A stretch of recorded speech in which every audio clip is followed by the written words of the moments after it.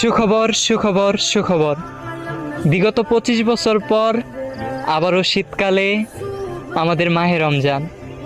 হাদিসে বলা হয়েছে, যে ব্যক্তি রমজান মাসের দাওয়াত যে আগে পৌঁছে দেবে, মহান আল্লাহ পাক তাকে জাহান্নামের আগুন থাইকা বাঁচায়া নেবে।